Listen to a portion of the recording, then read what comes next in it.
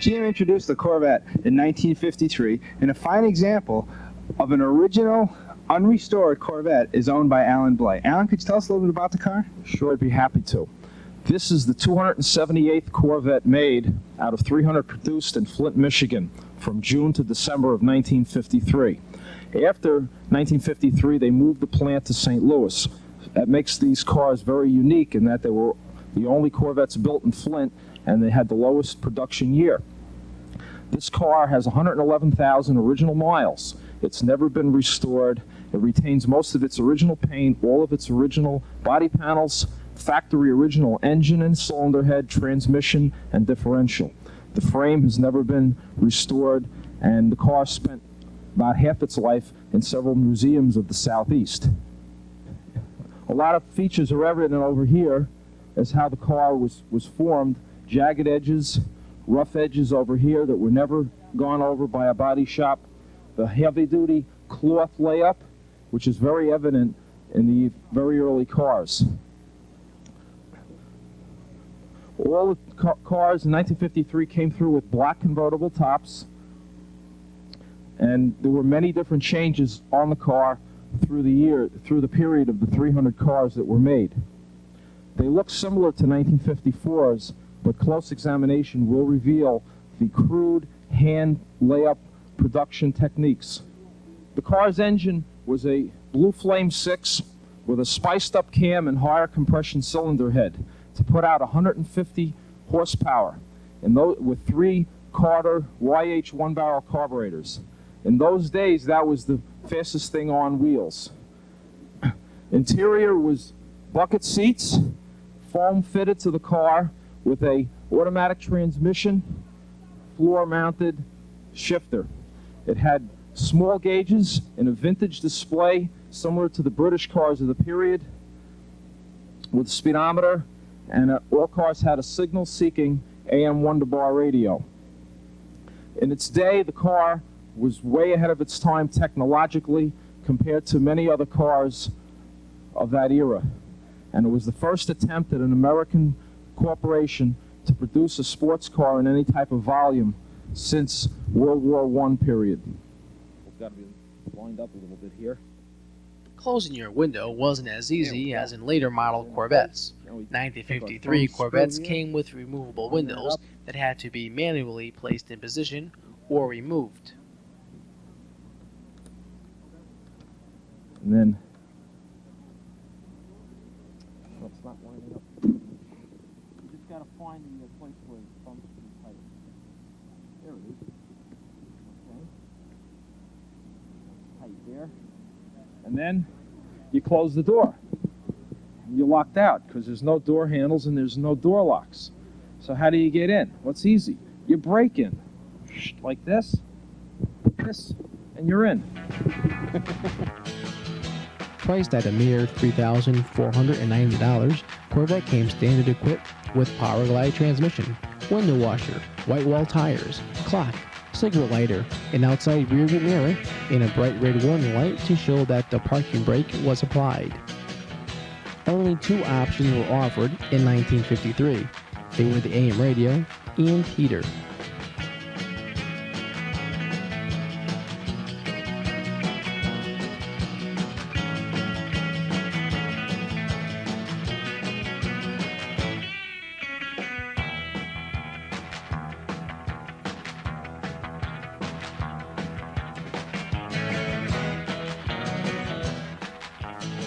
Thank you, Alan Blay, for sharing your rare vintage Corvette with us here at Cruisin' Video Magazine.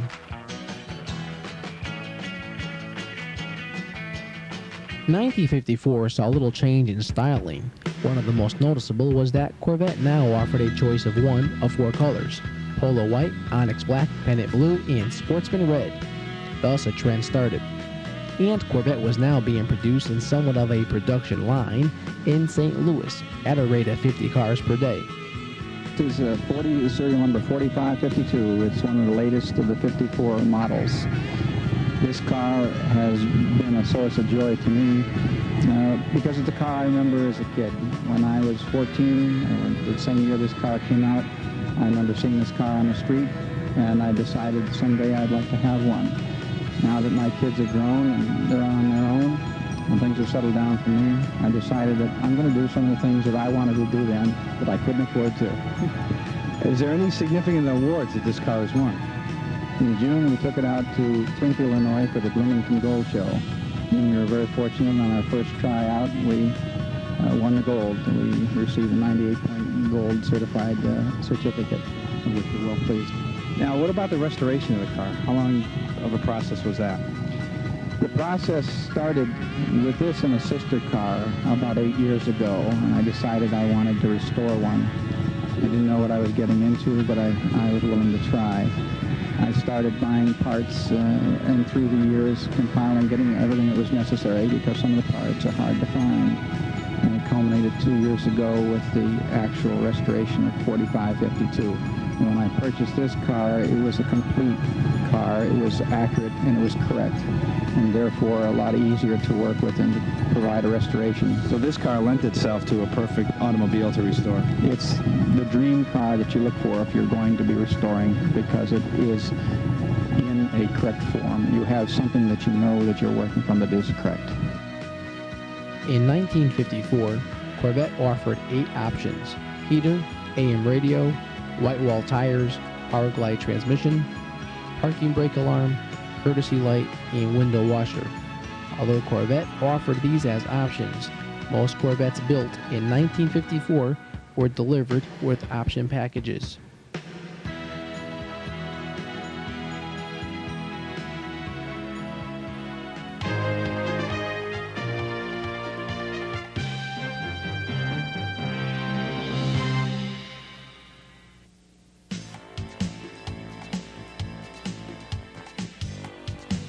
In 1956, Corvette's second body style was introduced. Corvette style changes were influenced heavily by cars such as the Mercedes 300 SL and the LaSalle 2 Roadster.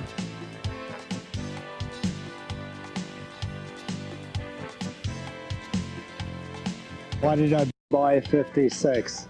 Look at the grill. Look at these teeth. The minute I saw those teeth, I knew this was my car.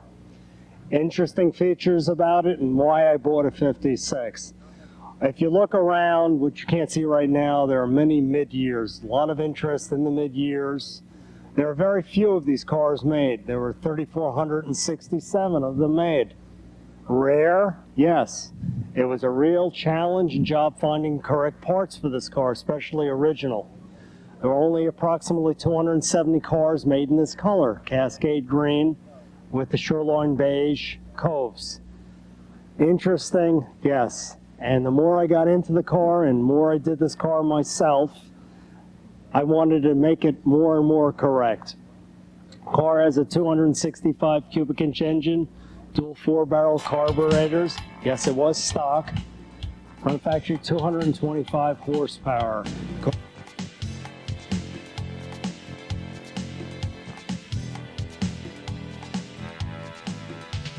Design changes such as roll-up windows, the addition of external door handles with lock, and a sport 3-spoke steering wheel gave Corvette a sportier look. Adding to Corvette's new look were the replacement of headlight buckets to a more conventional housing, and complemented with new fender lines. At the rear, styling changes included recessed taillights and the chrome bumper now housed exhaust ports. Corvette's Blue Flame 6-cylinder was upgraded late in 1955 to a 265 cubic inch V8 and carried into 1956. Also offered was a 3-speed manual transmission. 1957 saw the debut of the 283 cubic inch Rochester fuel-injected engine with Duntov cam. With 10.5 to 1 compression, this 283 horsepower offered 1 horsepower per cubic inch.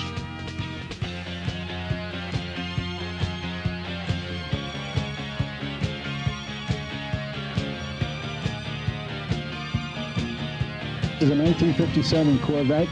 It's a fuel-injected model with a 3-speed, and it's unique in the fact that it's an Aztec copper car, of which about a little more than 200 were made. The paint job's a little unusual. You won't see it that much, especially on the show circuit. We did have quite a bit of problems getting the color correct, but we think we've put a really nice car together. I worked on this car for day and night for 4 to 5 years to get it correct. This is my first showing with it, and I think I've scored pretty highly. What I'm going to do next is go for my PV test, my performance verification, and then I'm headed towards the Nationals for the Duntov Award, which will be, of course, the ultimate N.C.R.S. I'm just excited about the way the car looks and the way it handles. It's just a really nice running automobile, and I think this is one of the 57 is one of the nicest Corvettes that's ever been made. 1957 was also the year that Corvette introduced a 4-speed manual transmission. 57 is known to most Corvette owners as the year that Corvette earned its respect as a true performer.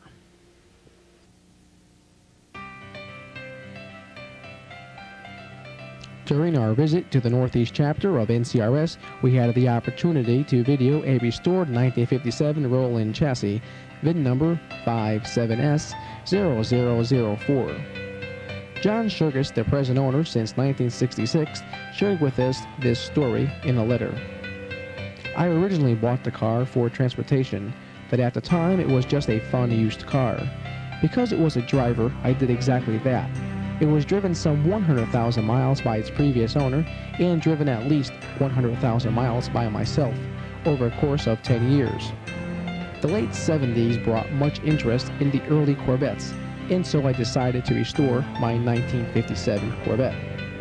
I met a man by the name of Peter Sclate, owner of Village Vets, who after close examination of this 1957 learned that it was a first-day car. Since that time, I've been eager to do a complete frame-off restoration, including body and chassis. The work has been slow and timely, and parts have become difficult to locate.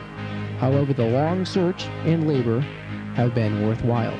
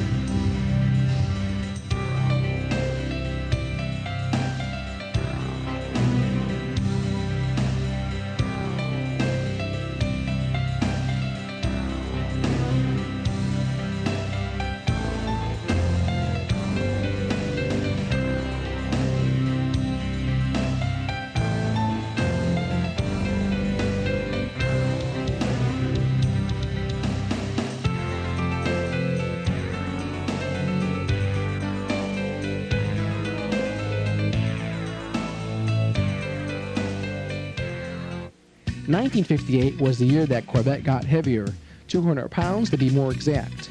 Contributing to Corvette's new weight were aluminum cowl supports. Bumpers were braced directly to the frame, and the improvement was made in GRP body material. Corvette's single light fenders were replaced with twin light fenders and surrounded with chrome bezels. Other styling changes included chrome teeth and hood louvers. Chrome was added to Corvette's trunk area in the form of chrome trunk spears. Corvette's interior also undertook major changes. Most noticeable were the addition of a large 160-mile-an-hour speedometer surrounded by a cluster of gauges, and complemented to the right side with AM radio, clock, and heater that were recessed in a center console.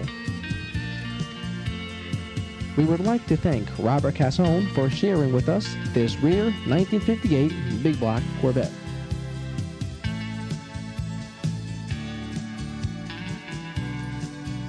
In 1961, Corvette was refreshed. There were several rather distinctive changes that 61 was noted for. Most noticeable was the distinctive ducktail rear body that was equally complemented with a pair of twin circular recessed taillights. The addition of a recessed license plate was flanked by chrome bumpers. Exhaust ports and chrome trunk spears were discontinued in 1961. Up front, Corvette's heavy chrome teeth were replaced by a simple mesh screen, and the name Corvette was spelled out in chrome letters above the grille.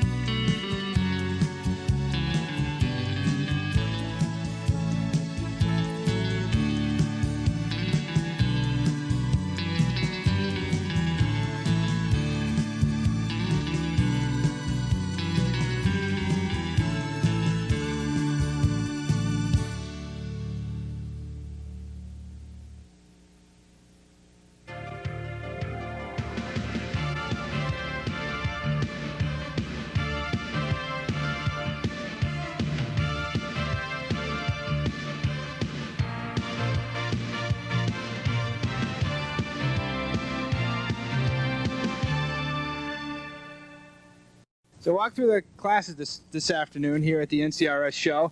One car that's really caught my eye would be the third year body change for Corvette, and that's a 1962 Corvette fuel-injected Roadster owned by Ned Cox. And with me is Bill Daigle, a gentleman that restored the car. Bill, can you tell me a little bit about the car? Yeah, well, Ned brought the car in last year in April '93, and he got it off a little old lady. Now, this isn't a story, it's the truth. Down in Pittsburgh, Pennsylvania, and it sat in storage for over 20 years, 15,000 miles on the odometer. Can you imagine that? And he just wanted a paint job. Well, yeah, he wanted a paint job, and I got looking at the car, and I said, Ned, you know, this car could qualify for a lot more than a paint job. So we talked about it, we thought about it, and then that fall, we went to last year's N.C.R.S. meet, and he got to see some N.C.R.S. cars that have been restored totally to the way they were in '62. And he says, I think that's what I want. Well, we've been working on it since December. And what we've done is we've taken the body off the frame, did a lot of research, have had a lot of help from other companies like Ron's Restoration in Massachusetts, a lot of help, a lot of advice. We put it all together, and here it is this afternoon. And we're going for a top flight. Going for a top flight Oh, this yeah, afternoon? all the way. All I the wish way. you all the luck. Okay. Thank you very much. You're welcome. Thank you. Okay. Ned's 1962 Corvette marks the year of first and last for Corvette. It was the last year that the solid rear axle would be offered for Corvette. Also, the small block 283 was replaced with a 327 cubic inch fuel-injected V8, delivering an unheard of 360 horsepower.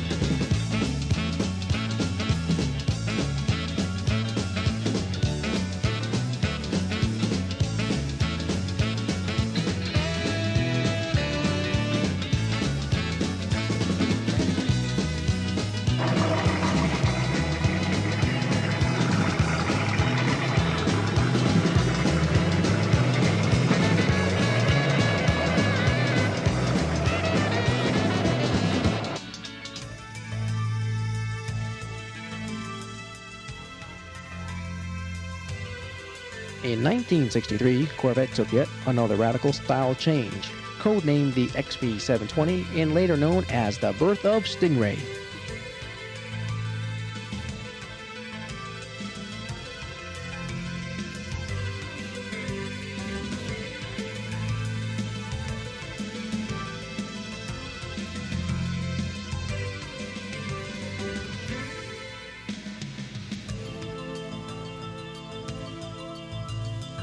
'63 was unique in that it was the only year that two distinctive body styles were offered by Corvette. They were the convertible and split window coupe. Also that year, to improve Corvette's handling, independent front and rear suspension were introduced. Some of the most noticeable changes featured hideaway headlights. The instrument panel featured black faces with aluminum finish recesses, and a warning buzzer was added to warn the driver of high revs exceeding 6,500 RPMs. It was the first year for knockoff aluminum wheels. The L75 327 cubic inch 300 horsepower shown here was just one of 3 engines offered. The other choices were the L76 327 340 horsepower and the L84 327 360 horsepower fuel injected engine.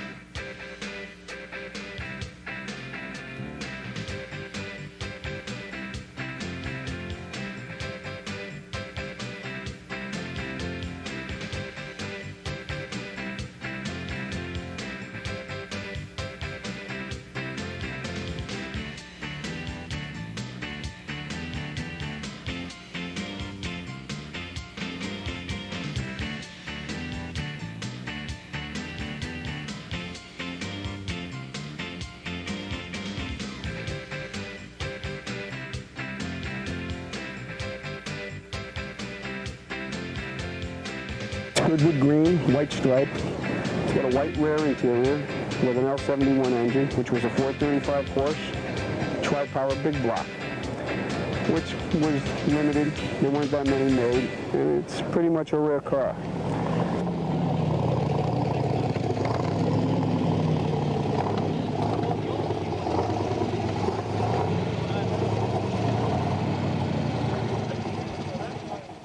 Thank you, Joe Lamberti, for sharing your 67 Big Block Corvette with us here at Cruisin' Video Magazine. 1967 marked the year of first and last for Corvette, and for that reason was dubbed the interim model. It was the last of the original Stingray body style. It also marked the year of Corvette's raw horsepower. 1967 marked the year of tri-power carburation. The famous L88 427 cubic inch engine was released, known to produce 560 horsepower, making it the most desirable engine Corvette produced. Other changes included the removal of hood grills, the addition of rocker panels, and 9-slot radial rims. 4-wheel disc brakes were now standard, and Corvette suspension was much improved.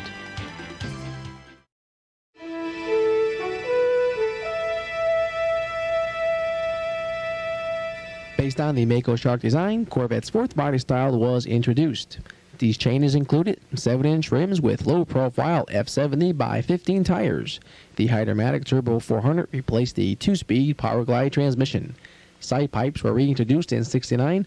Also that same year, the 327 was replaced by the 350 small block.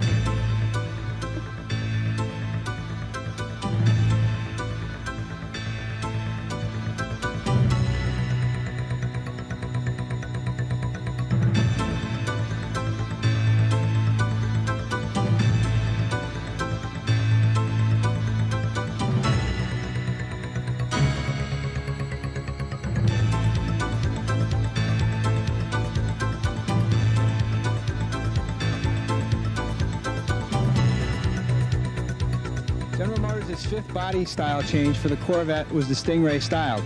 Featured behind me is a 1970 big block 454 Corvette owned by John Wallach, and it's painted in Cortez silver. John, could you tell me a little bit about the car?